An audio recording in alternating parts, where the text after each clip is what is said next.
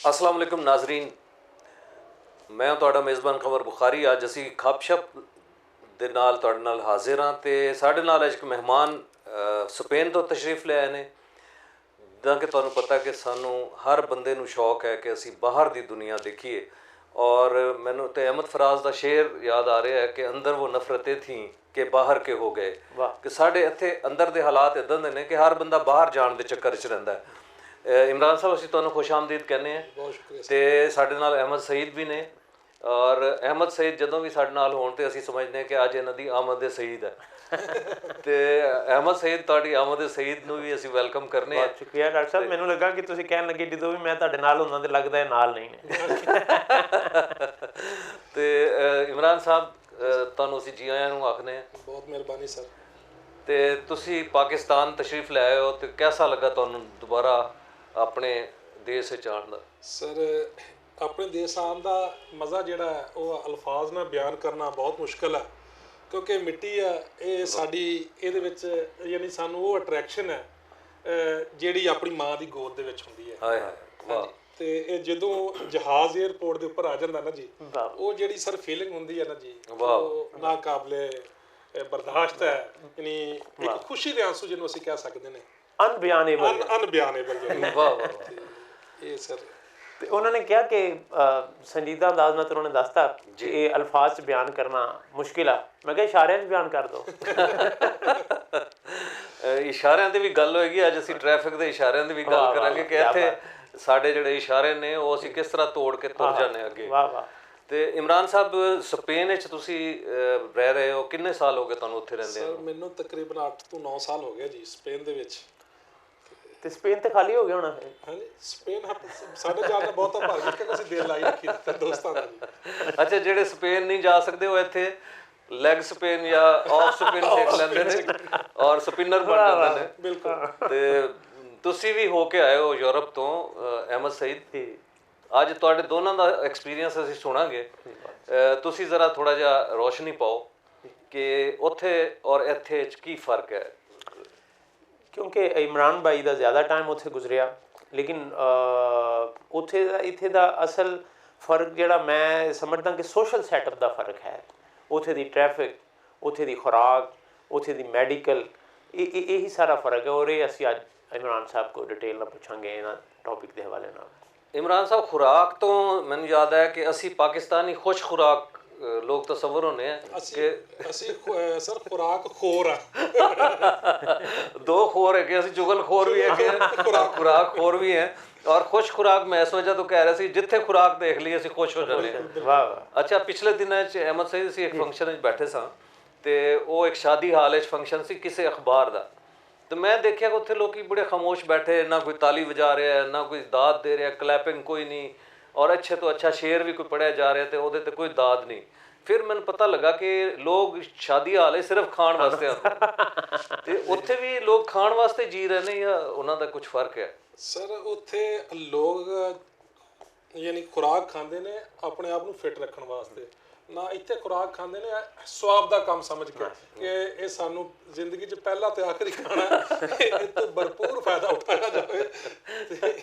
ਤੇ ਸਰ, ਮੈਂ ਯਾਨੀ ਅਕਸਰ ਗੱਲ ਕਰਦਾ ਹੁੰਦਾ, ਅਹਿਮਦ ਸਾਹਿਬ ਨਾਲ ਵੀ ਅਗਲੇ ਦਿਨ ਗੱਲ ਹੋ ਰਹੀ ਸੀ ਕਿ ਮੈਂ ਸਰ ਇੱਕ ਡਾਕਟਰ ਸਾਹਿਬ ਕੋਲ ਉੱਥੇ ਬੈਠਾ ਅਤੇ ਮੈਨੂੰ ਉਹਨਾਂ ਨੇ ਦੱਸਿਆ ਕਿ ਯਾਰ ਤੁਸੀਂ ਪਾਕਿਸਤਾਨ ਅਤੇ ਦੁਨੀਆ ਦੇ ਚੰਦ ਇੱਕ ਐਸੇ ਮੁਲਕ ਨੇ ਜਿਨ੍ਹਾਂ 'ਚ 3 ਟਾਈਮ ਦਾ ਖਾਣਾ ਖਾਧਾ ਜਾਂਦਾ ਹੈ। ਏਸ਼ੀਆ ਦੇ ਪਾਕਿਸਤਾਨ, ਇੰਡੀਆ, ਬੰਗਲਾਦੇਸ਼, ਬਾਕੀ ਪੂਰੀ ਦੁਨੀਆ ਦੇ ਵਿੱਚ 3 ਟਾਈਮ ਖਾਣੇ ਦਾ ਕਨਸੈਪਟ ਨਹੀਂ ਹੈ ਜੀ। ਮੈਨੂੰ ਡਾਕਟਰ ਸਾਹਿਬ ਨੇ ਦੱਸਿਆ ਅਤੇ ਮੈਂ ਇੱਕ ਵਾਰੀ ਹੈਰਾਨ ਹੋਇਆ। ਉਹਨਾਂ ਨੇ ਕਿਹਾ ਜੀ ਅਸੀਂ ਸਪੇਨ 'ਚ 5 ਟਾਈਮ ਖਾਣਾ ਖਾਂਦੇ ਹਾਂ। ਸਾਡੇ ਯਾਨੀ ਕੱਦ ਦੇ ਵਿੱਚ ਫਰਕ ਹੋ ਸਕਦਾ, ਯਾਨੀ ਹਾਈਟ ਛੋਟੀ ਵੱਡੀ ਹੋ ਸਕਦੀ ਹੈ, ਲੇਕਿਨ ਫਿਜ਼ੀਕ ਨਾਰਮਲੀ ਇੱਕ ਹੈ। ਵਾਹ, ਠੀਕ ਹੈ। ਅਸੀਂ ਤਾਂ ਤੁਹਾਡੇ ਨਾਲੋਂ ਜ਼ਿਆਦਾ ਖਾਣਾ ਖਾਂਦੇ ਹਾਂ, ਲੇਕਿਨ ਸਾਡਾ ਯਾਨੀ ਉਹ ਸਿਸਟਮ ਜਿਹੜਾ ਹੈ ਉਹ ਤੁਹਾਡੇ ਨਾਲੋਂ ਜ਼ਿਆਦਾ, ਯਾਨੀ ਅਸਾਬ ਜਿਹੜੇ ਹੈ ਉਹ ਮਜ਼ਬੂਤ ਵੀ ਨੇ, ਅਤੇ ਅਸੀਂ ਤੁਹਾਡੇ ਨਾਲੋਂ ਮੋਟੇ ਵੀ ਜ਼ਿਆਦਾ ਨਹੀਂ, ਯਾਨੀ ਸਲਿਮ ਹੈ। ਮੈਂ ਉਹਨੂੰ ਪੁੱਛਿਆ ਦੀ ਵਜ੍ਹਾ, ਉਹ ਕਹਿੰਦੇ ਜੀ ਜਿਹੜਾ ਤੁਸੀਂ 3 ਟਾਈਮ ਖਾਣਾ ਖਾਂਦੇ ਹੋ ਅਸੀਂ ਉਹਨੂੰ ਹੀ 5 ਤੇ ਡਿਵਾਈਡ ਕਰਕੇ ਖਾਂਦੇ ਹਾਂ। ਕਿਆ ਬਾਤ। ਔਰ ਉਹ ਦੇਖੋ ਨਾ, ਉਹ ਹਜ਼ਮ ਵੀ ਉਸੇ ਅੰਦਾਜ਼ੇ 'ਚ ਹੋਏਗਾ ਕਿ ਥੋੜਾ ਥੋੜਾ। ਸਾਡਾ ਤੇ ਖਾਣੇ ਦਾ ਸਿਸਟਮ ਹੋਣਾ ਨਾ ਡਾਕਟਰ ਸਾਹਿਬ ਕਿ ਅੱਖ ਵਿੱਚ ਮਿੱਟੀ ਪਾਈ ਜਾਓ, ਮੁਲਕ ਨੂੰ ਰਲ ਮਿਲ ਖਾਈ ਜਾਓ। ਔਰ ਲੱਸੀ ਸਿਹਤ ਲਈ ਚੰਗੀ ਸ਼ੈ ਹੈ, ਦੁੱਧ ਵਿੱਚ ਪਾਣੀ ਪਾਈ ਜਾਓ ਪਾਈ ਜਾਓ। ਵਾਹ ਵਾਹ ਵਾਹ ਵਾਹ ਵਾਹ ਵਾਹ। ਤੇ ਇਹ ਬੜੀ ਖੂਬਸੂਰਤ ਗੱਲ ਕਹੀ ਕਿ ਅਸੀਂ ਖਾ ਖਾ ਕੇ ਸਿਰਫ ਜਿਸਮਾਨੀ ਤੌਰ ਤੇ ਵੀ ਮੋਟੇ ਨਹੀਂ ਹੋਏ, ਅਕਲਾਂ ਵੀ ਮੋਟੀਆਂ ਹੋ ਗਈਆਂ ਸਾਡੀਆਂ। ਮੋਟੀਆਂ ਹੋ ਗਈਆਂ। ਔਰ ਜਦੋਂ ਅਕਲ ਮੋਟੀ ਹੋ ਜਾਏ ਤੇ ਫਿਰ ਇਹੀ ਹੁੰਦਾ ਕਿ ਬੰਦਾ ਫਿਰ ਕਿਸੇ ਚੀਜ਼ ਦੇ ਬਾਰੇ ਸੋਚਦਾ ਨਹੀਂ। ਅੱਛਾ, ਹੁਣ ਤੁਸੀਂ ਦੱਸ ਰਹੇ ਹੋ ਕਿ ਖੁਸ਼ ਖੁਰਾਕੀ ਤੇ ਚਲੋ ਇੱਕ ਅਲੱਗ ਚੀਜ਼ ਰਹਿ ਗਈ, ਉਹਨਾਂ ਦੀਆਂ ਆਦਤਾਂ ਕੀ ਨੇ? ਅਸੀਂ ਤੇ ਬੜੇ ਮਿਸਾਲੇਦਾਰ ਖਾਣੇ ਖਾਂਦੇ ਹਾਂ ਔਰ ਉਹਦੇ 'ਚ ਬਹੁਤ ਜ਼ਿਆਦਾ ਤੇਜ਼ ਮਸਾਲੇ। ਬਿਰਯਾਨੀ ਇਸ ਤਰ੍ਹਾਂ ਦੀ ਹੈ ਕਿ ਉਹਨੂੰ ਅਸੀਂ ਜੇ ਅਸੀਂ ਬੁਰੀਆਨੀ ਕਹਿ ਦਈਏ ਨਾ ਤੇ ਫਿਰ ਵੀ ਮੇਰਾ ਖਿਆਲ ਮਤਲਬ ਹੱਲ ਹੁੰਦਾ ਕਿ ਉਹ ਇੰਨੀ ਤੇਜ਼ ਮਸਾਲਿਆਂ ਵਾਲੀ ਹੁੰਦੀ ਹੈ ਕਿ 5-6 ਦਿਨ ਤੱਕ ਉਹਦੇ ਅਸਰਾਤ ਇਨਸਾਨ ਫੀਲ ਕਰਦਾ ਰਹਿੰਦਾ ਹੈ। ਸਰ ਉਹ ਤਾਂ ਸਪਾਈਸੀ ਤਾਂ ਨਹੀਂ ਖਾਂਦੇ, ਯਾਨੀ ਸਪਾਈਸੀ ਵਿਦਆਊਟ ਸਪਾਈਸੀ, ਯਾਨੀ ਮਿਰਚਾਂ ਨਾ ਖਾਂਦੇ ਆ ਨਾ ਮਿਰਚਾਂ ਲਾਉਂਦੇ ਆ। ਸਾਡੇ ਮਿਰਚਾਂ ਲਾਉਂਦੇ ਵੀ ਆ ਤੇ ਮਿਰਚਾਂ ਖਾਂਦੇ ਵੀ। ਬਿਲਕੁਲ ਸਹੀ ਅਹਿਮਦ ਸਾਹਿਬ ਨੇ ਇਹਦੀ ਤਸ਼ਰੀਹ ਕੀਤੀ। ਉੱਥੇ ਸਰ ਇੱਕ ਖਾਣੇ ਦੇ ਵਿੱਚ ਮਿਰਚ ਨਹੀਂ ਉਹ ਯੂਜ਼ ਕਰਦੇ। ਫਿਰ ਉਹਨਾਂ ਦਾ ਖਾਣਾ ਜਿਹੜਾ ਬੜਾ ਲਾਈਟ ਜਿਹਾ ਹੁੰਦਾ, ਠੀਕ ਹੈ। ਅਤੇ ਉਹ ਸੁਬਾਹ ਜਿਸ ਤਰ੍ਹਾਂ ਨਾਸ਼ਤੇ ਦੇ ਵਿੱਚ ਉਹਨਾਂ ਨੇ ਇੱਕ boil and half boil egg ਜਿਹੜਾ ਉਹ ਲੈਣਾ, ਇੱਕ ਜੂਸ ਦਾ ਗਲਾਸ ਲੈਣਾ ਤੇ ਨਾਲ ਉਹ ਕੋਈ ਸੈਂਡਵਿਚ ਵਗੈਰਾ, ਠੀਕ ਹੈ। ਦੁਪਹਿਰ ਨੂੰ ਉਹਨਾਂ ਨੇ, ਯਾਨੀ ਸਾਡੇ ਤੇ ਉਹ ਜਿੰਨੀ ਦੇਰ ਰੋਟੀ ਨਾ ਖਾਈਏ ਅਸੀਂ ਕਹਿੰਦੇ ਅਸੀਂ ਖਾਣਾ ਖਾਧਾ ਹੀ ਨਹੀਂ, ਸਿਰਫ ਦੇਖਿਆ ਹੀ ਹੈ। ਉੱਥੇ ਸਰ ਯਾਨੀ ਦੁਪਹਿਰ ਦੇ ਟਾਈਮ ਉਹ ਨੋਰਮਲੀ ਫਰੂਟ ਜਾਂ ਸਲਾਦ ਵਗੈਰਾ ਦਾ ਇਸਤੇਮਾਲ ਕਰਦੇ ਨੇ ਤੇ ਜਿੰਨਾ ਹਰ ਚੀਜ਼ ਰੋਸ਼ਨ ਹੋ ਜਾਂਦੀ ਹੈ। ਇਸ ਤਰ੍ਹਾਂ ਦਾ ਅੱਛਾ ਸਲਾਦ ਹੁੰਦਾ ਹੈ, ਅੱਛੇ ਲਵਾਜ਼ਮਾਤ ਉਹਦੇ ਵਿੱਚ ਹੁੰਦੇ ਨੇ ਕਿ ਉਹ ਬੰਦਾ ਜਿਹੜਾ ਰੋਟੀ ਨਾਲੋਂ ਵੀ ਜ਼ਿਆਦਾ ਅੱਛੇ ਤਰੀਕੇ ਨਾਲ ਉਹਨੂੰ ਹਜ਼ਮ ਹੀ ਕਰ ਲੈਂਦਾ।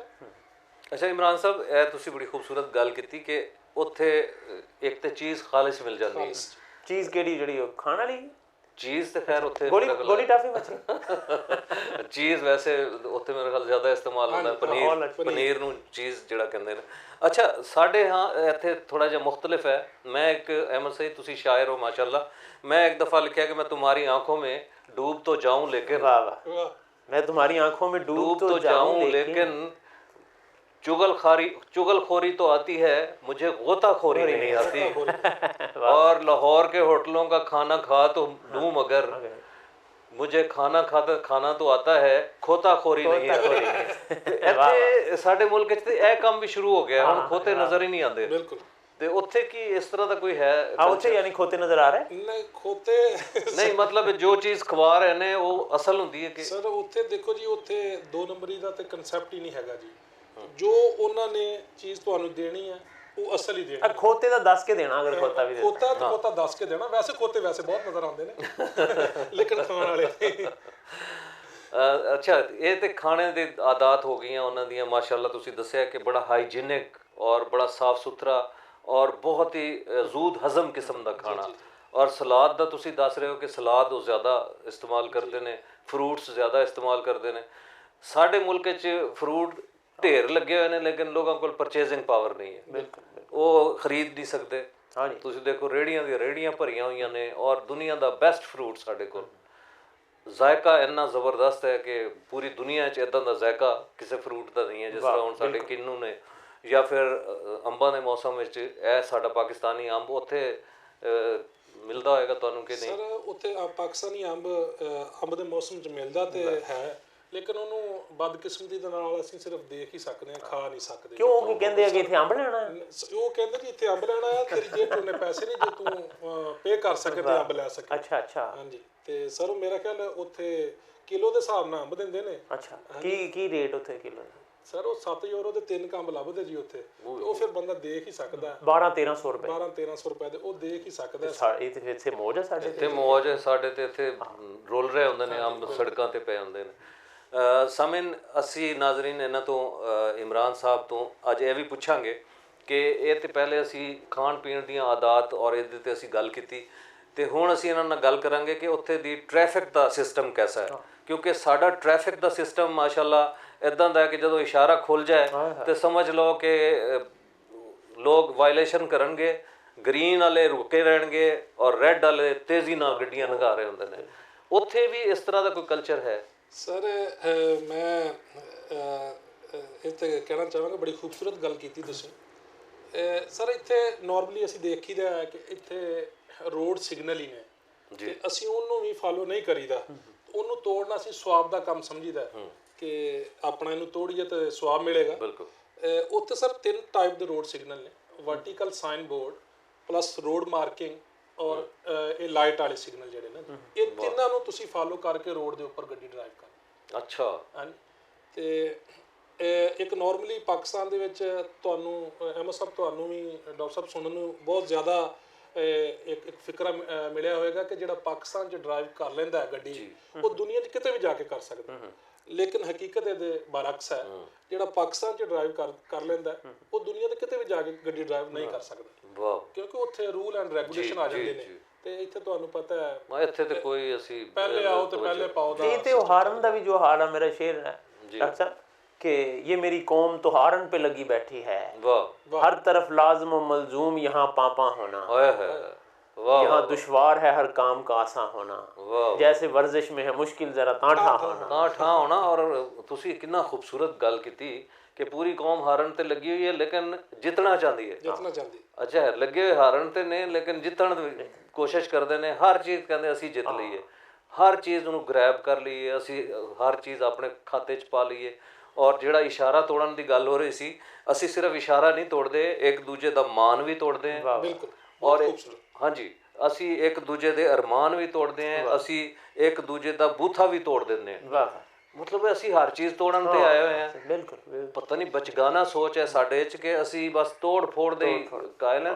ਉਹ ਸਾਡੇ ਤੇ ਬਜ਼ੁਰਗਾਂ ਨੇ ਸਾਨੂੰ ਹਮੇਸ਼ਾ ਅਮਨ ਸ਼ਾਂਤੀ ਦੀ ਗੱਲ ਕੀਤੀ ਹੈ, ਲੇਕਿਨ ਸਾਡੇ 'ਚ ਇਹ ਜਿਹੜਾ ਰਵੱਈਆ ਆ ਗਿਆ ਨਾ, ਅਸੀਂ ਪਤਾ ਨਹੀਂ ਕੀ ਹੋ ਗਿਆ ਕਿ ਅਸੀਂ ਇੱਕ ਦੂਜੇ ਦੀ ਲੱਤ ਬਾਂਹ ਤੋੜਨ ਲਈ ਵੀ ਤਿਆਰ। ਉਹ ਜਿਹੜੇ ਡਾਕਟਰ ਸਾਹਿਬ ਸਾਡੇ ਬਜ਼ੁਰਗਾਂ ਨੇ ਜੋ ਕੁਝ ਕਿਹਾ ਉਹ ਲੈ ਗਏ ਨਾ, ਜਿਹੜੇ ਯੂਰਪ ਦੀ ਗੱਲ ਕਰ ਰਹੇ ਨੇ, ਉਹਨਾਂ ਨੇ ਉਹ ਚੀਜ਼ਾਂ ਸਿੱਖ ਲਈਆਂ। ਮੈਂ ਸਮਝਦਾ ਸਰ ਹਾਰਨ ਦੀ ਅਹਿਮਦ ਸਾਹਿਬ ਨੇ ਗੱਲ ਕੀਤੀ ਬੜੀ ਖੂਬਸੂਰਤ। ਸਰ ਦੇਖੋ ਇੱਥੇ ਤੇ ਯਾਨੀ ਜਿੰਨੀ ਦੇਰ ਤੱਕ ਸਾਡੀ ਗੱਡੀ ਦਾ ਹਾਰਨ ਬਹੁਤ ਉੱਚਾ ਨਾ ਹੋਵੇ, ਸਾਨੂੰ ਅਸੀਂ ਕਹਿੰਦੇ ਕਿ ਰਸਤਾ ਹੀ ਨਹੀਂ ਮਿਲਦਾ ਨਾ ਰੋਡ ਦੇ ਉੱਪਰ। ਤੇ ਉੱਥੇ ਸਰ ਹਾਰਨ ਵਜਾਣਾ ਬਹੁਤ ਬੁਰਾ ਸਮਝਿਆ ਜਾਂਦਾ ਹੈ।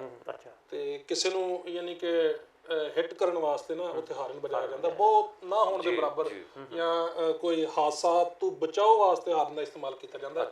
ਅਦਰਵਾਈਜ਼ ਉੱਥੇ ਹਾਰਨ ਮਾਰਨਾ ਕੋਈ ਅੱਛਾ ਨਹੀਂ ਸਮਝਿਆ ਜਾਂਦਾ। ਇੱਥੇ ਤੇ ਲੋਕ ਮੁੰਡੇ ਬੜੇ ਦਿਲ ਹਾਰਦੇ ਨੇ। ਹਾਂਜੀ, ਤੇ ਇੱਥੇ ਨਾ ਇੱਕ ਉਸਤਾਦ ਮੋਹਤਰਮ ਸੀ, ਉਹਨਾਂ ਦੀ ਗੱਡੀ ਦਾ ਹਾਰਨ ਨਹੀਂ ਸੀ। ਉਹਨਾਂ ਨੇ ਫਿਰ ਬੱਚਿਆਂ ਨੂੰ ਕਿਹਾ ਕਿ ਹਾਰਨ ਦੇ ਕਰ ਪਾਸ ਕਰੇ। ਬੱਚੇ ਹਾਰਨ ਲਿਆਉਂਦੇ ਸੀ, ਉਹ ਦਿੰਦੇ ਸੀ ਉਸਤਾਦ ਮੋਹਤਰਮ ਨੂੰ, ਤੇ ਫਿਰ ਬੱਚੇ ਪਾਸ ਹੁੰਦੇ ਸੀ। ਸਾਡੇ ਤੇ ਇਸ ਤਰ੍ਹਾਂ ਦਾ ਵੀ ਕਲਚਰ ਚੱਲ ਰਿਹਾ। ਤੇ ਤੁਸੀਂ ਕਹਿ ਰਹੇ ਹੋ ਕਿ ਉੱਥੇ ਹਾਰਨ ਦਾ ਕੋਈ ਇਸ ਤਰ੍ਹਾਂ ਦਾ ਹੈ ਨਹੀਂ ਕਲਚਰ। ਸਾਡੇ ਤੁਸੀਂ ਬਾਹਰ ਦੇਖੋ ਕਿ ਸ਼ਾਹਰਾਵਾਂ ਤੇ ਪ੍ਰੈਸ਼ਰ ਹਾਰਨ ਲੱਗੇ ਹੋਏ ਨੇ, ਉਹ 1 ਕਿਲੋਮੀਟਰ ਤੱਕ ਆਵਾਜ਼ ਜਾਂਦੀ ਹੈ। ਬਿਲਕੁਲ। ਔਰ ਕਰੀਬ ਤੋਂ ਜੇ ਹਾਰਨ ਵੱਜ ਜਾਏ ਤੇ ਬੰਦਾ ਉੱਡ ਕੇ ਪਰੇ ਜਾ ਡਿੱਗਦਾ। ਬਿਲਕੁਲ, ਕੀ ਬਾਤ। ਉਹ ਮਾਰਦੇ ਇਸ ਲਈ ਆ। ਹਾਂਜੀ। ਤੇ ਹੁਣ ਅਸੀਂ ਆਵਾਂਗੇ ਹੈਲਥ ਦੇ ਸ਼ੋਬੇ 'ਚ ਕਿ ਤੁਹਾਡਾ ਉੱਥੇ ਦਾ ਹੈਲਥ ਦਾ ਸਿਸਟਮ ਕੈਸਾ ਹੈ। ਸਾਡਾ ਤੇ ਮਾਸ਼ਾਅੱਲਾ, ਮੈਂ ਇੱਕ ਹਸਪਤਾਲ 'ਚ ਗਿਆ ਤੇ ਉਹ ਡਾਕਟਰ ਬੜੇ ਬਿਜ਼ੀ ਸੀ, ਮਰੀਜ਼ ਇੱਕ ਮਰ ਰਿਹਾ ਸੀ, ਤੇ ਉਹ ਬੜਾ ਪਰੇਸ਼ਾਨ ਉਹਨਾਂ ਦੇ ਲਵਾਇਕੀਨ, ਉਹਨਾਂ ਦਾ ਜਿਹੜਾ ਕੇਅਰ ਟੇਕਰ ਸੀ, ਉਹ ਬੰਦਾ ਮੈਨੂੰ ਕਹਿਣ ਲੱਗਾ ਜੀ ਡਾਕਟਰ ਇੱਥੇ ਕੋਈ ਹੈ ਨਹੀਂ। ਤੇ ਮੈਂ ਕਿਹਾ ਆ ਜਾਓ ਉੱਥੇ ਡਾਕਟਰ ਦੇ ਕਮਰੇ 'ਚ ਜਾ ਕੇ ਦੇਖਦੇ ਹਾਂ। ਉੱਥੇ ਅਸੀਂ ਜਾ ਕੇ ਦੇਖਿਆ ਡਾਕਟਰ ਸਾਹਿਬ ਲੂਡੋ ਖੇਲ ਰਹੇ ਸੀ। ਜ਼ਾਹਿਰ ਹੈ ਟਾਈਮ ਵੀ ਪਾਸ ਕਰਨਾ ਹੁੰਦਾ। ਤੇ ਉਹਨੇ ਕਿਹਾ ਜੀ ਡਾਕਟਰ ਸਾਹਿਬ ਮੇਰੀ ਤੇ ਚਾਚੀ ਮਰਨ ਡਈ ਹੈ। ਕਹਿੰਦਾ ਇੱਥੇ ਮੇਰੀ ਗੋਟੀ ਮਰਨ ਡਈ, ਤੈਨੂੰ ਇਹਦਾ ਨਹੀਂ ਖਿਆਲ? ਸਰ ਮੋਬਾਈਲ ਵਾਲੀ ਗੱਲ ਨਹੀਂ ਕਰ। ਤੇ ਉਹ ਗੋਟੀ ਨਾ ਮਰੇ ਤੇ ਉਹ ਚਾਚੀ ਮਰ ਜਾਏ, ਮਾਮੀ ਮਰ ਜਾਏ, ਕੋਈ ਮਸਲਾ ਨਹੀਂ। ਸਰ ਉੱਥੇ ਤੁਸੀਂ ਹੈਲਥ ਦਾ ਜ਼ਿਕਰ ਕੀਤਾ, ਉੱਥੇ ਹੈਲਥ ਦਾ ਨਿਜ਼ਾਮ ਜਿਹੜਾ ਉਹ ਬਹੁਤ ਜ਼ਿਆਦਾ ਅੱਛਾ ਹੈ ਅਗਰ ਅਸੀਂ ਪਾਕਿਸਤਾਨ ਨਾਲ ਕੰਪੇਅਰ ਕਰੀਏ। ਮੈਂ ਸਰ ਤੁਹਾਨੂੰ ਇੱਕ ਬੜਾ ਦਿਲਚਸਪ ਵਾਕਿਆ ਸੁਣਾਵਾਂਗਾ ਜੀ ਕਿ ਕੁਛ ਅਰਸਾ ਪਹਿਲੇ ਯਾਨੀ ਸਾਡਾ ਇਤਫਾਕ ਹੋਇਆ ਪਾਕਿਸਤਾਨ ਆਉਣ ਦਾ, ਸਪੇਨ ਤੋਂ ਪਾਕਿਸਤਾਨ ਆਉਣ ਦਾ। ਮੇਰੇ ਬੱਚੇ ਵੀ ਮੇਰੇ ਨਾਲ ਸੀ, ਤੇ ਬੱਚੇ ਨੂੰ ਯਾਨੀ ਕੋਈ ਇਨਵਾਇਰਮੈਂਟ ਦੀ ਚੇਂਜਿੰਗ ਦੀ ਵਜ੍ਹਾ ਦੇ ਨਾਲ ਕੋਈ ਚੈਸਟ ਇਨਫੈਕਸ਼ਨ ਹੋ ਗਈ। ਤੇ ਮੈਂ ਪੇ ਕਰਕੇ ਡਾਕਟਰ ਦੀ ਫੀਸ ਟਾਈਮ ਲਿਆ ਤੇ ਮੈਂ ਉਹਦੇ ਕਲੀਨਿਕ ਤੇ ਲੈ ਕੇ ਗਿਆ। ਲੇਕਿਨ ਰਸਤੇ ਦੇ ਵਿੱਚ ਕਿਉਂਕਿ ਬੱਚਾ ਮੇਰਾ ਛੋਟਾ ਸੀ ਤੇ ਉਹਦਾ ਕੋਈ ਪੈਂਪਰ ਚੇਂਜ ਕਰਨ ਵਾਲਾ ਸੀ, ਉਹਨੇ ਪੈਂਪਰ ਦੇ ਵਿੱਚ ਜਿਹਨੂੰ ਸਪੋਟੀ ਵਗੈਰਾ ਜਿਹੜੀ ਹੈ ਨਾ ਜੀ ਉਹ ਕਰ ਦਿੱਤੀ। ਸਾਨੂੰ ਪਤਾ ਨਾ ਚੱਲਿਆ, ਡਾਕਟਰ ਨੇ ਉਹਦੇ ਕੱਪੜੇ ਉਤਾਰ ਕੇ ਉਹਨੂੰ ਚੈੱਕਅਪ ਉਹਦਾ ਕਰਨਾ ਸੀ ਮੁਕੰਮਲ। ਤੇ ਉਹਨੇ ਦੇਖਿਆ ਕਿ ਇਹਨੇ ਪੋਟੀ ਕੀਤੀ ਹੈ, ਤੇ ਉਹਨੇ ਮੇਰੀ ਵਾਈਫ ਨੂੰ ਕਿਹਾ ਕਿ ਤੁਸੀਂ ਦੇਖ ਨਹੀਂ ਸੀ ਸਕਦੇ ਮੇਰੇ ਕੋਲ ਲਿਆਉਣ ਤੋਂ ਪਹਿਲੇ ਇਹਦਾ ਪੈਂਪਰ ਚੇਂਜ ਕਰ ਲੈਂਦੇ। ਤੇ ਉਹ ਵਾਈਫ ਨੇ ਕਿਹਾ ਕਿ ਸਾਨੂੰ ਤਾਂ ਖੁਦ ਨਹੀਂ ਪਤਾ, ਰਸਤੇ 'ਚ ਆਉਂਦੇ ਆ, ਬੱਚਾ ਛੋਟਾ ਹੈ, ਉਹਨੇ ਸਾਨੂੰ ਦੱਸ ਕੇ ਜਾਂ ਪੁੱਛ ਕੇ ਤਾਂ ਨਹੀਂ ਨਾ। ਤੇ ਇਹੀ ਸਰ ਜਦੋਂ ਅਸੀਂ ਵਾਪਸ ਗਏ ਹਾਂ ਉੱਥੇ ਛੋਟੇ ਬੱਚੇ ਦਾ ਨਾ ਜੀ ਹਰ ਮਾਂ ਯਾਨੀ ਜਿਹੜੀ ਬੱਚਿਆਂ ਦੀ ਡਾਕਟਰਾਂ ਨੇ ਚੈੱਕਅਪ ਕਰਨਾ ਹੁੰਦਾ ਹੈ ਕਿ ਇਹਦੀ ਗਰੋਥ ਠੀਕ ਹੋ ਰਹੀ ਹੈ ਇਹਦੀ ਉਮਰ ਦੇ ਹਿਸਾਬ ਦੇ ਨਾਲ। ਉਹ ਇਸੇ ਤਰ੍ਹਾਂ ਹੀ ਯਾਨੀ ਇਤਫਾਕ ਹੋਇਆ ਉੱਥੇ ਦੀ ਡਾਕਟਰ ਦੇ ਨਾਲ ਜੀ। ਉਹ ਅਸੀਂ ਦੇਖਿਆ ਕਿ ਉਹ ਬੇਟੇ ਨੇ ਪੋਟੀ ਕੀਤੀ ਹੈ, ਅਸੀਂ ਸਾਫ਼ ਕਰਨ ਵਾਸਤੇ, ਕਿਉਂਕਿ ਪਾਕਿਸਤਾਨ ਵਾਲਾ ਜਿਹੜਾ ਵਾਕਿਆ ਉਹ ਸਾਡੇ ਜ਼ਿਹਨ ਦੇ ਵਿੱਚ ਸੀ। ਉਹ ਬੇਗਮ ਮੇਰੀ ਅੱਗੇ ਵਧੀ ਤੇ ਉਹ ਡਾਕਟਰ ਨੇ ਮਨਾ ਕਰ ਦਿੱਤਾ, ਉਹਨੇ ਕਿਹਾ ਇਹ ਮੇਰੀ ਡਿਊਟੀ ਹੈ, ਉਹ ਤੁਸੀਂ ਵਾਹ ਵਾਹ ਕੀ ਅਸਲ ਸਾਡੇ ਇੱਥੇ ਘਰਾਂ ਦੀ ਮਸਾਇਲ ਬਹੁਤ ਆਮ ਬੰਦੇ ਦੇ ਵੀ ਤੇ ਡਾਕਟਰਾਂ ਦੇ ਵੀ ਡਾਕਟਰ ਸਾਹਿਬ ਕਿ ਇਮਰਾਨ ਭਾਈ ਕਿ ਸਾਰੇ ਦਿਨ ਦੀ ਛਿਕ ਛਿਕ ਫਿਕ ਫਿਕ ਮੇਰੇ ਪੱਲੇ ਪਾ ਦਿੰਦੀ ਏ। ਮੇਰੀ ਬੇਗਮ ਡਾਕਟਰ ਆ ਜੀ, ਮੈਨੂੰ ਹੀ ਟੀਕਾ ਲਾ ਦਿੰਦੀ ਹੈ। ਵਾਹ ਵਾਹ ਵਾਹ ਵਾਹ, ਇਹਨਾਂ ਨੇ ਡਾਕਟਰਾਂ ਨੇ ਕਿਹਾ ਇੰਨੇ ਟੀਕੇ ਲਾਏ ਕੌਮ ਨੂੰ। ਹਾਂ, ਤੇ ਇੱਥੇ ਘਰਾਂ ਦੇ ਰੋਲੇ ਨਹੀਂ ਮੁੱਕ ਰਹੇ, ਇੱਥੇ ਡਾਕਟਰਾਂ ਦੇ ਆਪਣੇ ਰੋਲੇ ਨਹੀਂ ਮੁੱਕ ਰਹੇ। ਤੇ ਅਸਲ 'ਚ ਇਹ ਤੁਹਾਡੀ ਗੱਲ ਠੀਕ ਹੈ ਕਿ ਉੱਥੇ ਡਾਕਟਰ ਆਪਣੀ ਡਿਊਟੀ ਨੂੰ ਡਿਊਟੀ ਸਮਝਦੇ ਨੇ। ਅੱਛਾ, ਸਾਡੇ ਡਿਊਟੀ ਤੋਂ ਮੈਂ ਯਾਦ ਆਇਆ ਕਿ ਸਾਡੇ ਤੇ ਹਰ ਚੀਜ਼ ਤੇ ਐਕਸਾਈਜ਼ ਡਿਊਟੀ ਲੱਗੀ ਹੋਈ ਹੈ ਔਰ ਡਿਊਟੀ ਹੀ ਡਿਊਟੀ ਲੱਗੀ ਹੋਈ, ਲਿਹਾਜ਼ਾ ਅਸੀਂ ਆਪਣੀ ਡਿਊਟੀ ਨੂੰ ਡਿਊਟੀ ਨਹੀਂ ਸਮਝਦੇ, ਕਿਉਂਕਿ ਉਹ ਡਿਊਟੀਆਂ ਪੇ ਕਰ ਕਰਕੇ ਤੇ ਅਸੀਂ ਤਾਂ ਬਿਲਕੁਲ ਹੀ ਫਾਰਿਗ ਹੋ ਗਏ ਹਾਂ। ਮਹਿੰਗਾਈ ਦਾ ਇਹ ਆਲਮ ਹੈ ਕਿ ਇਸ ਵਕਤ ਹਰ ਬੰਦਾ ਬਹੁਤ ਪਰੇਸ਼ਾਨ ਹੈ। ਉੱਥੇ ਵੀ ਮਹਿੰਗਾਈ ਜ਼ਰੂਰ ਹੋਏਗੀ, ਪੂਰੀ ਦੁਨੀਆ ਦਾ ਇੱਕ ਸਿਨੈਰੀਓ ਹੈ। ਉੱਥੇ ਤੁਹਾਡੇ ਲਿਵਿੰਗ ਦਾ ਜਿਹੜਾ ਅੰਦਾਜ਼ ਹੈ, ਉੱਥੇ ਆਖਿਰ ਡਾਕਟਰਾਂ ਦੀਆਂ ਫੀਸਾਂ ਵੀ ਹੋਣਗੀਆਂ ਔਰ ਬਾਕੀ ਸਿਸਟਮਸ ਦੇ ਵਿੱਚ ਵੀ ਪੇ ਕਰਨਾ ਪੈਂਦਾ ਹੈ, ਤੇ ਕਿਸ ਤਰ੍ਹਾਂ ਤੁਸੀਂ ਮੈਨੇਜ ਕਰਦੇ ਹੋ? ਚਲੋ ਮਜ਼ਦੂਰ ਦੀ ਕੀ ਸੈਲਰੀ ਹੈ ਉਸ ਸਰ ਮੈਂ ਤੁਹਾਨੂੰ ਦੱਸਾਂਗਾ। ਉੱਥੇ ਸਰ ਬੇਸ਼ੱਕ ਮਜ਼ਦੂਰ ਦੀ ਸੈਲਰੀ ਕਮ ਹੋਵੇ, ਲੇਕਿਨ ਉੱਥੇ ਯਾਨੀ ਉਹਨਾਂ ਨੇ ਇੱਕ ਸਿਸਟਮ ਇਸ ਤਰ੍ਹਾਂ ਦਾ ਬਣਾ ਦਿੱਤਾ ਕਿ ਉੱਥੇ ਇਨਸਾਨ ਦੇ ਜੀਣ ਦੇ ਜਿਹੜੇ ਚਾਂਸਸ ਹੈ ਉਹ ਪਾਕਿਸਤਾਨ ਦੀ ਨਿਸਬਤ ਬਹੁਤ ਜ਼ਿਆਦਾ। ਵੈਸੇ ਮਜ਼ਦੂਰ ਦੀ ਕੀ ਸੈਲਰੀ ਹੈ? ਮਜ਼ਦੂਰ ਦੀ ਸੈਲਰੀ ਜਿਹੜੀ ਹੈ ਸਰ ਨੋਰਮਲੀ ਜਿਹੜੀ 800 ਤੋਂ ਲੈ ਕੇ ਯਾਨੀ ਜਿਹੜਾ ਉਹ ਲੋਕ ਜਿਨ੍ਹਾਂ ਕੋਲ ਉੱਥੇ ਦੇ ਪੇਪਰ ਨਹੀਂ ਹੈ ਤੁਸੀਂ ਕਹਿ ਲਓ ਜੀ, ਤੇ 1000 ਯੂਰੋ ਤੱਕ ਨੇ, ਯਾਨੀ 1.5 ਪੌਣੇ 2 ਲੱਖ ਜੀ। ਔਰ ਜਿਹੜੇ ਉੱਥੇ ਯਾਨੀ ਉਹਨਾਂ ਕੋਲ ਡਾਕੂਮੈਂਟ ਹੈ ਨੇ, ਰੈਜ਼ੀਡੈਂਟ ਨੇ ਯੂਰਪ ਦੇ, ਉਹ 1000 ਤੋਂ ਲੈ ਕੇ 1500 1700 ਯੂਰੋ ਤੱਕ ਉੱਥੇ ਸੈਲਰੀ। ਤੇ ਇਹ 1000 ਯੂਰੋ ਜਿਹੜਾ ਪੌਣੇ 2 ਲੱਖ ਰੁਪਏ ਬੰਦਾ ਮਜ਼ਦੂਰ ਦੀ ਸੈਲਰੀ, ਇਹ 1000 ਯੂਰੋ ਚ ਉਹਨਾਂ ਦਾ ਖਰਚਾ ਮਹੀਨੇ ਚ ਕਿਸ ਤਰ੍ਹਾਂ ਚੱਲਦਾ? ਆਰਾਮ ਨਾਲ ਚੱਲ ਜਾਂਦਾ ਜੀ। ਮੈਂ ਸਰ ਇਹ ਚ ਦੱਸਾਂਗਾ, ਦੇਖੋ ਜੀ ਉੱਥੇ ਇੱਕ ਤਾਂ ਮੈਡੀਕਲ ਟੋਟਲੀ ਫ੍ਰੀ ਹੈ। ਅੱਛਾ। ਤੁਹਾਨੂੰ ਡਾਕਟਰ ਦੀ ਫੀਸ ਅਗਰ ਤੁਸੀਂ ਬਿਮਾਰ ਹੋ ਜਾਂਦੇ ਹੋ ਜਾਂ ਤੁਸੀਂ ਕੋਈ ਤਕਲੀਫ ਦੇ ਵਿੱਚ ਮੁਬਤਲਾ ਹੋ ਜਾਂਦੇ ਹੋ ਤੇ ਤੁਹਾਨੂੰ ਡਾਕਟਰ ਦੀ ਫੀਸ ਪੇ ਨਹੀਂ ਕਰਨੀ ਪੈਂਦੀ, ਸਿਰਫ ਉਹਦੀ ਅਪਾਇੰਟਮੈਂਟ ਕੱਢਣੀ ਪੈਂਦੀ ਹੈ। ਉਸ ਅਪਾਇੰਟਮੈਂਟ ਦੇ ਉੱਤੇ ਜਿਸ ਦਿਨ ਤੁਹਾਡਾ ਟਾਈਮ ਹੋਏਗਾ ਉਹ ਤੁਹਾਡੀ ਵਾਰੀ ਹੋਏਗੀ ਔਰ ਤੁਸੀਂ ਉੱਥੇ ਜਾਓਗੇ ਜੀ। ਇਹ ਨਹੀਂ ਕਿ ਤੁਹਾਨੂੰ ਉਸ ਤੋਂ ਬਾਅਦ ਵੀ ਇੱਕ ਲੰਬਾ ਚੌੜਾ ਇੰਤਜ਼ਾਰ ਕਰਨਾ ਪਏਗਾ ਜਾਂ ਡਾਕਟਰ ਚੈੱਕ ਨਾ ਕਰੇਗਾ ਕਿ ਮੇਰਾ ਟਾਈਮ ਹੋ ਗਿਆ ਜੀ। ਮੈਡੀਕਲ ਦਾ ਨਿਜ਼ਾਮ ਬਹੁਤ ਅੱਛਾ ਹੈ। ਮੈਡੀਸਨ ਸਪੋਜ਼ ਡਾਕਟਰ ਨੇ ਇੱਕ ਲਿਖ ਕੇ ਦਿੱਤੀ ਹੈ, ਰਿਕਮੈਂਡ ਕੀਤੀ ਹੈ ਕਿ ਤੁਸੀਂ ਇਹ ਯੂਜ਼ ਕਰਨੀ ਹੈ, ਉਹ ਤੁਸੀਂ, ਮੈਂ ਸਪੇਨ 'ਚ ਰਹਿੰਦਾ, ਸਪੇਨ ਦੀ ਕਿਸੇ ਵੀ ਫਾਰਮੇਸੀ ਤੋਂ ਲੈ ਲਓ, ਜਿਹੜਾ ਤੁਹਾਡਾ ਮੈਡੀਕਲ ਕਾਰਡ ਦਾ ਨੰਬਰ ਹੈ ਉਹ ਤੁਸੀਂ ਫਾਰਮੇਸੀ ਨੂੰ ਦਿਓਗੇ, ਉਹ 'ਤੇ ਤੁਹਾਡਾ ਸਾਰਾ ਉਹ ਡਾਟਾ ਜਿਹੜਾ ਹੈ ਉਹਦੇ ਕੋਲ ਔਨਲਾਈਨ ਸ਼ੋ ਹੋ ਜਾਏਗਾ ਕਿ ਫਲਾਂ ਡਾਕਟਰ ਨੇ ਫਲਾਂ ਮੈਡੀਸਨ ਜਿਹੜੀ ਹੈ ਇਹਨੂੰ ਲਿਖ ਕੇ ਦਿੱਤੀ ਹੈ, ਉਹ 'ਤੇ ਤੁਹਾਨੂੰ ਠੀਕ ਠਾਕ ਡਿਸਕਾਊਂਟ ਮਿਲੇਗਾ। ਸਾਡੇ ਵੀ ਇੱਥੇ ਸੌਰੀ ਤੁਹਾਡੀ ਕਥਾ ਕਲਾਮੀ ਹੋ ਰਹੀ ਕਿ ਡਾਕਟਰ ਲਿਖ ਕੇ ਦਿੰਦਾ ਵਾ ਮੈਡੀਸਨ, ਤੇ ਉਹ ਜਿਹੜੇ ਸਟੋਰ ਵਾਲੇ ਉਹ ਕਹਿੰਦੇ ਨਹੀਂ ਇਹਦੇ ਜਗ੍ਹਾ ਆਹ ਫਾਰਮੂਲਾ ਲੈ ਲਓ, ਆਹ ਫਾਰਮੂਲਾ ਲੈ ਲਓ, ਜਿਹਦੇ ਵਿੱਚ ਉਹਨਾਂ ਨੂੰ ਪੈਸੇ ਬਚਦੇ ਨੇ ਇਸ ਤਰ੍ਹਾਂ। ਔਰ ਅਗਰ ਤੁਸੀਂ ਉਹੀ ਮੈਡੀਸਨ ਸਰ ਆਪਣੀ ਮਰਜ਼ੀ ਨਾਲ ਜਾ ਕੇ ਉੱਥੋਂ ਲੈਂਦੇ ਹੋ ਅਹਿਮਦ ਸਾਹਿਬ, ਉਹ ਤੁਹਾਨੂੰ ਫੁੱਲ ਪੇਮੈਂਟ 'ਤੇ ਮਿਲੇਗੀ, ਫੁੱਲ ਕੀਮਤ 'ਤੇ। ਔਰ ਉਸ ਮੈਡੀਸਨ ਖਾਦਿਆਂ ਦੇ ਨਾਲ ਤੁਹਾਨੂੰ ਆਰਾਮ ਹੀ ਆ ਜਾਂਦਾ। ਤੇ ਇੱਥੇ ਤੇ ਮੇਰੇ ਕੋਲ ਪੈਰਾਸੀਟਾਮੋਲ ਵੀ ਖਾਂਦੇ ਰਹੋ ਤਾਂ ਉਹਨਾਂ ਵੀ ਆਰਾਮ ਨਹੀਂ ਆਉਂਦਾ। ਤੇ ਉਹੀ ਫਾਰਮੂਲੇ ਜਿਸ ਤੁਸੀਂ ਕਹਿ ਰਹੇ ਹੋ, ਉਹ ਤੁਸੀਂ ਪੈਰਾਡੋਲ ਦੇ ਵਾਲੇ ਨੇ ਵੀ ਗੱਲ ਕੀਤੀ ਸੀ ਨਾ ਤੁਹਾਨੂੰ? ਹਾਂਜੀ, ਉਹ ਤੇ ਮੈਂ ਕਿਹਾ ਸੀ ਕਿ ਇੱਥੇ ਜਿਹੜਾ ਸਾਡਾ ਕੋਵਿਡ ਦਾ ਸਿਨੈਰੀਓ ਹੈ ਨਾ, ਤੇ ਇਹਦੇ ਤੇ ਕੀ ਮੁਜ਼ੱਕਰ ਹੈ ਜਾਂ ਮੁਅੰਨਸ ਹੈ ਕੋਵਿਡ, ਤੇ ਮੈਂ ਕਿਹਾ ਜੀ ਇਹ ਤੇ ਮੁਅੰਨਸ ਹੀ ਲੱਗਦਾ ਕਿਉਂਕਿ ਪੈਂਡੈਮਿਕ ਹੈ ਤੇ ਅਸੀਂ ਪੈਂਡੈਮਿਕ ਨੂੰ ਫਿਰ ਜ਼ਾਹਿਰ ਹੈ ਉਹਨੂੰ ਮੁਜ਼ੱਕਰ ਤੇ ਨਹੀਂ ਕਹਿ ਸਕਦੇ। ਅੱਛਾ, ਫਿਰ ਐਪੀਡੈਮਿਕ ਹੈ ਤੇ ਸਾਡੇ ਇੱਥੇ ਦੇ ਲੋਕ ਉਹਨੂੰ ਆਪੀਡੈਮਿਕ ਕਹਿੰਦੇ ਨੇ, ਤੇ ਉਹ ਆਪੀ ਵੀ ਤੇ ਭੈਣ ਹੀ ਹੋਈ, ਫਿਰ ਇਹਦੇ ਲਈ ਜਿਹੜੀ ਦਵਾਈ ਹੈ ਉਹ ਵੀ ਭੈਣਾਂ ਡੋਲ ਹੈ।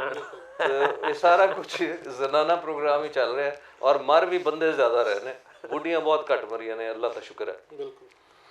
ਤੇ ਹੁਣ ਤੁਸੀਂ ਯੂਰਪ ਦੇ ਸਾਨੂੰ ਇਹ ਸਾਰੀਆਂ ਚੀਜ਼ਾਂ ਦੱਸ ਦਿੱਤੀਆਂ, ਤੇ ਇਹ ਦੱਸੋ ਕਿ ਜਿਹੜੇ ਲੋਕ ਖਾਹਿਸ਼ਮੰਦ ਨੇ ਉੱਥੇ ਜਾਣ ਦੇ, ਹਰ ਬੰਦੇ ਦੇ ਇੱਕ ਚਾਹ ਹੁੰਦਾ ਕਿ ਜੀ ਅਸੀਂ ਯੂਰਪ ਜਾਣਾ ਚਾਹੁੰਦੇ ਹਾਂ, ਉੱਥੇ ਕੀ ਲੋਕਾਂ ਨੂੰ ਕਾਰੋਬਾਰ ਲਈ ਜਾਂ ਫਿਰ ਉਹਦੇ ਲਈ ਕੋਈ ਤੁਸੀਂ ਮਸ਼ਵਰਾ ਦੇਵੋਗੇ ਕਿ ਜੌਬ ਲਈ ਕੋਈ ਜਾ ਸਕਦੇ ਨੇ ਲੋਕ, ਉਹਨਾਂ ਲਈ ਕੋਈ ਆਸਾਨ ਤਰੀਕਾ, ਜਾਂ ਅਗਰ ਕੋਈ ਐਜੂਕੇਸ਼ਨ ਲਈ ਜਾਣਾ ਚਾਹੁੰਦਾ ਹੈ ਤੇ ਉਹ ਕਿਸ ਤਰ੍ਹਾਂ ਕਰ ਸਕਦੇ ਨੇ? ਜੀ ਐਜੂਕੇਸ਼ਨ ਵਾਸਤੇ ਤੇ ਸਰ ਮੌਕੇ ਹੈ ਨੇ ਉੱਥੇ, ਯਾਨੀ ਲੋਕ ਜਾਂਦੇ ਵੀ ਨੇ, ਸਕਾਲਰਸ਼ਿਪ ਤੇ ਜਾਂਦੇ ਨੇ, ਵੈਸੇ ਉੱਥੇ ਯੂਨੀਵਰਸਿਟੀ 'ਚ ਐਡਮਿਸ਼ਨ ਲੈ ਕੇ ਜਾਂਦੇ ਨੇ।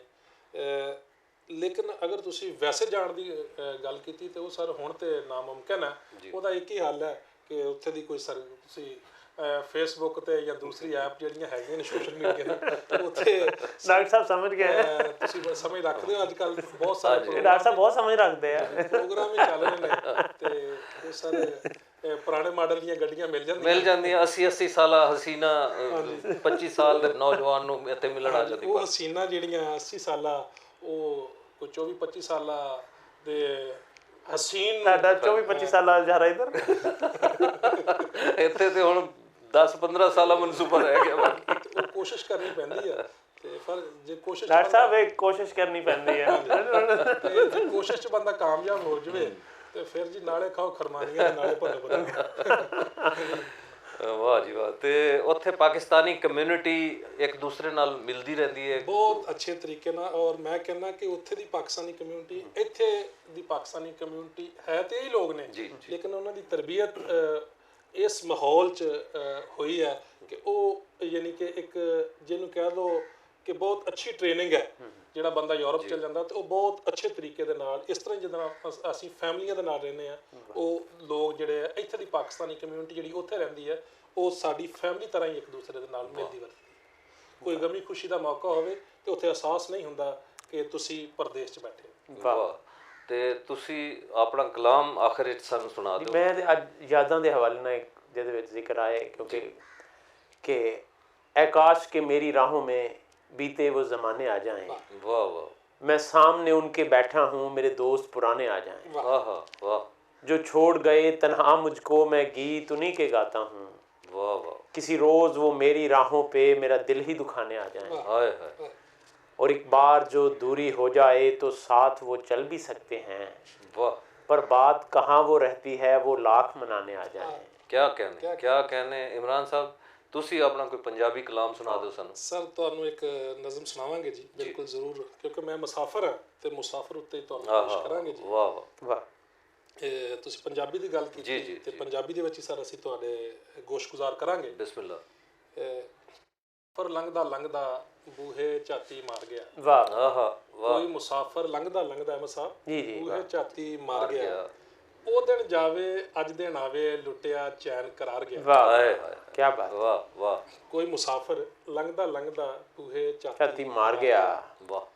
ਮੈਨੂੰ ਆਪਣੀ ਕੁੱਲੀ ਦੇ ਵਿੱਚ ਫੁੱਲ ਪਏ ਦਿਸਦੇ ਨੇ। ਵਾਹ। ਮੈਨੂੰ ਆਪਣੀ ਕੁੱਲੀ ਦੇ ਵਿੱਚ ਫੁੱਲ ਪਏ ਦਿਸਦੇ ਨੇ।